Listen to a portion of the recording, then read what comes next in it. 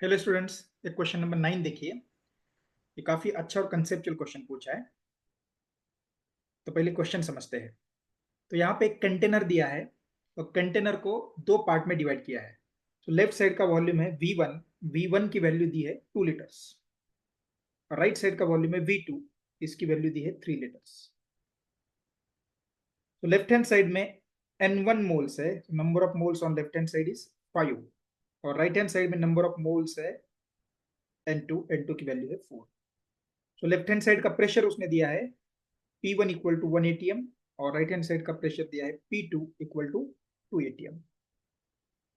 अब यहाँ पे पूछा है कि अगर हम ये पार्टीशन को हटा देते हैं, ये पार्टीशन को अगर हम हटा देते हैं तो पार्टीशन को हटाने के बाद ये दोनों गैसेस एक दूसरे के साथ मिक्स हो जाएंगे।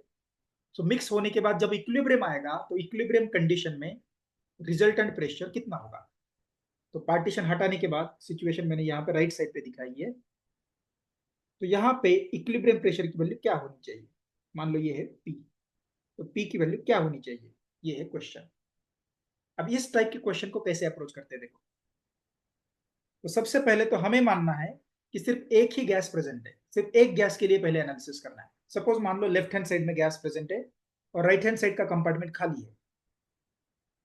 तो लेफ्ट हैंड साइड गैस का प्रेशर है यहाँ पे P1। अगर हमने यहाँ पे ये पार्टीशन हटा दिया तो क्या होगा, ये गैस पूरा कंटेनर ऑक्युपाई करेगा। गैस पूरी तरीके से फैल जाएगा और फैलने के बाद इसका वॉल्यूम बढ़ेगा। तो वॉल्यूम बढ़ेगा तो जाहिर सी बात है कि एक्सपांशन होने के बाद इसका प्रेशर घटना चाहिए, तो हमें कुछ कम प्रेशर मिलेगा। मान लो ये नया प्रेशर है P1 डैश। अब सेम एनालिसिस दूसरे गैस के लिए भी करना है।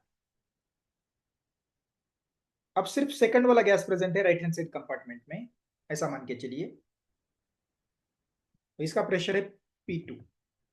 अगर हमने इस कंटेनर को सॉरी पार्टीशन को अब हटा दिया तो पार्टीशन को हटाने के बाद ये भी गैस एक्सपांड हो जाएगा, कंटेनर को फिल करेगा।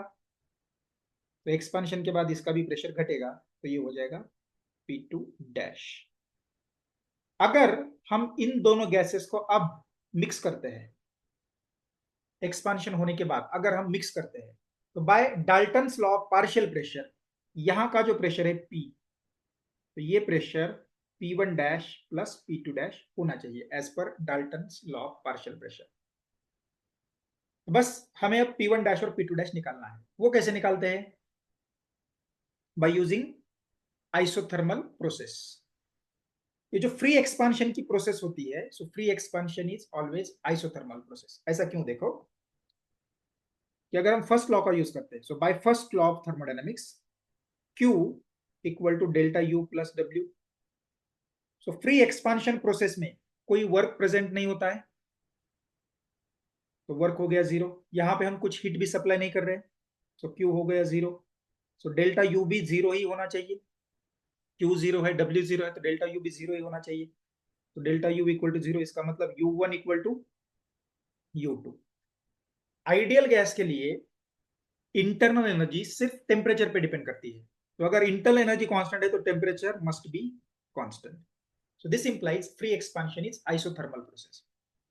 तो आइसोथर्मल प्रोसेस का फॉर्मूला यूज करके हम P1 डैश और P2 डैश निकाल सकते हैं। यहां पे लिखता हूं as free expansion is isothermal process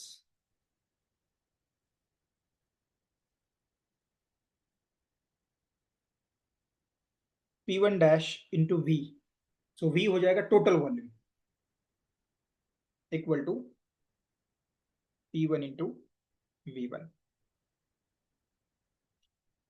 तो P1 डैश आएगा P1 V1 divided by V. So V is total value. Similarly, P2 dash आएगा P2 V2 divided by V. By Dalton's law of partial pressure, so by Dalton's law of partial pressures,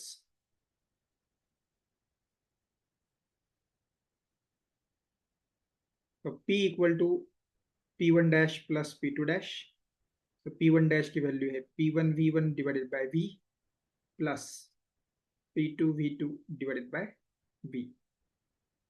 तो substitute the values. तो P1 की value है 1 atmosphere, V1 की value है 2, V की value 2 + 3 5 हो जाएगी. तो P2 की वैल्यू 2 एटमॉस्फेरिक प्रेशर, V2 की वैल्यू है 3 और V की वैल्यू फिर से 2 + 3 5 हो जाएगी. तो 2/5 ये आता है 0.4 एंड 6/5 ये आएगा 1.2. So 0.4 plus 1.2, 1.6 atm. So this is our final pressure. So इसका आंसर होना चाहिए option 3. I hope you understood my explanation. Please like my video and subscribe to my channel. Thank you very much.